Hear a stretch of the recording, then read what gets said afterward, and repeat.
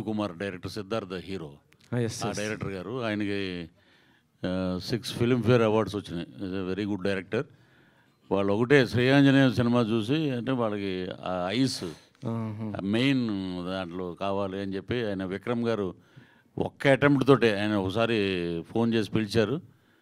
Makeup test అయింది. So fix. అంటే villain అందరూ చేస్తుంటారు మామూలు ఫైట్లు గిట్లు. అంటే ఇదేంటంటే కంప్లీట్ ఎస్జే సూర్య గారు, నేను, విక్రమ్ గారి మధ్యలో ఉన్న కథ ఇది. So performed villain. సో అది నాకు నిజంగా గొప్ప అదృష్టంగా భావిస్తాను. అంటే ఈ మధ్య తమిళ్ విలన్స్ అందరూ కూడా తెలుగులో బాగా పెద్ద విలన్స్ అవుతున్నారు.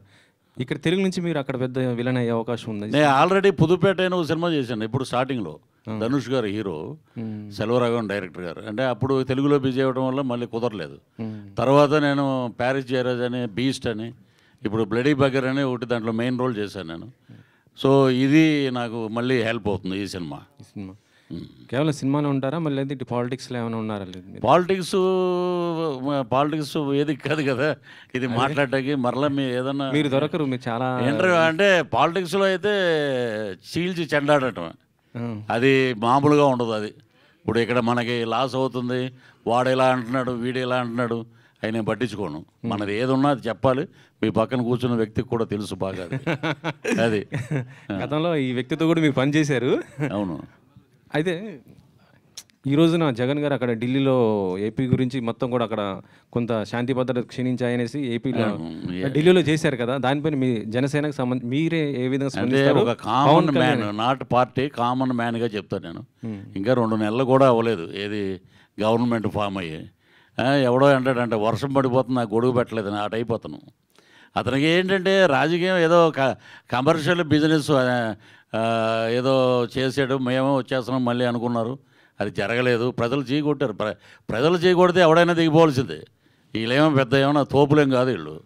ఎందుకంటే ఒకటే ఆదరించారు ప్రజలు. ఏంటంటే ఇతను మళ్ళీ వచ్చాడంటే రావణ కష్టం అయిపోద్ది, రాష్ట్రం నాశనం అయిపోద్ది అనేదే పక్కన కూర్చొని ముసిముసిన అవుతున్నాడు చూడండి. తను తెగ చేశాడు ఇంటర్వ్యూలు అప్పుడు, ఫేవర్ ఆఫ్ వైఎస్ఆర్సీపీ అని. సో నేను ఒకటే చెప్పేది ఏంటంటే ఎక్కడైతే ప్రజల్లో ఒక భయంకరమైన మార్పు వస్తుందో దాన్ని ఎవడో ఆపలేడు దాన్ని. అప్పుడు 151 గెలిచినప్పుడు ఈవీఎం ట్యాంపరింగ్లు లేవు. ఇప్పుడు వచ్చినప్పుడు ట్యాంపరింగ్లు హత్య చేశారు అది ఇది అని. అంటే ఈరోజు ఢిల్లీలో ఒక మీలాంటి విలేకరి, నేను హ్యాట్స్ ఆఫ్ అని అతని నెంబర్ కనుక్కుని నేను ఫోన్ చేశాను. మీ బాబాయిని చంపేసినప్పుడు ఢిల్లీలో వచ్చి ధర్నా ఎందుకు చేయలేదు బాబు అని అడిగాడు. ఏం మాట్లాడలా, క్వశ్చన్స్ లేవు, మాటలు లేవు అంటారు చూసారా. ఆ టైపు ఇక్కడ అద్భుతంగా ప్రభుత్వం జరుగుతుంది.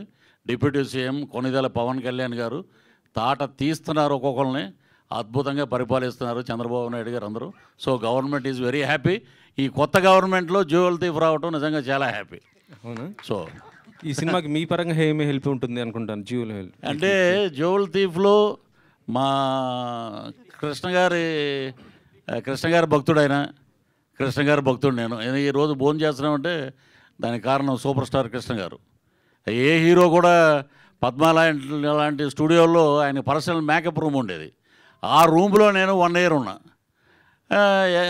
ఎక్కడ ఉంటావయ్యా నన్ను అడిగాడు ఆయన. నేనేం చెప్తే సమాధానం ఏమి అదిగా సరిగ్గా డెవలప్మెంట్ హనుమంతరావు ఇతను నా రూమ్లో ఉంచండి అన్నాడు. అలాంటి మహానుభావుడు అతను. ఇప్పుడు కృష్ణ గారు అంటే ఒక హీరో పక్కన పెడితే ఒక మానవీయత, ఒక అభిమానం, ఒక బ్రహ్మాండమైన హ్యూమన్ బీయింగ్ అంటే ఆయనే. ఆయన తర్వాత మా కృష్ణ సాయిలో చూస్తున్నాం. అదే కొత్త గవర్నమెంట్లో జ్యువెల్ థీఫ్ ఉన్నారా? ఏదండి కొత్త గవర్నమెంట్లో జ్యువెల్ థీఫ్ ఉన్నారా ఎవరైనా? ఏంటి అర్థం అలా? కొత్త గవర్నమెంట్లో జ్యువెల్ థీఫ్ వస్తుంది అంటున్నారు కదా. కొత్త గవర్నమెంట్లో ఎవరైనా ఉన్నారా ఈ థీఫ్? ఎందుకు ఉండవండి, అన్నీ ఉంటాయి. అన్నీ ఉంటాయి. రైట్. ప్రేమ గారు, ఒక నిమిషం. Welcome to film industry Telugu again. Thank you. చాలా రోజులైంది. బాగున్నారు కదా? బాగున్నాను సార్. ఎట్లా ఉందండి ఈ చాలా గ్యాప్, మీకు చాలా సంవత్సరాలు అయింది తెలుగు సినిమా మీద మిమ్మల్ని చూసి. ఎట్లా అనిపిస్తుంది మళ్ళీ రావడం? ఎందుకు బ్రేక్ చేసుకున్నానంటే, అంటే my plan was like that. I need a break అనిపించింది నాకు. సో ఎప్పుడు మేకప్ ఉండేది, యాక్టింగ్ చేసేది అది ఉంటుంది. సో ప్రేక్షకులు ఎప్పుడు నన్ను వద్దు అని చెప్పలేదు. అలాగే డైరెక్టర్స్ కానీ ప్రొడ్యూసర్స్ కానీ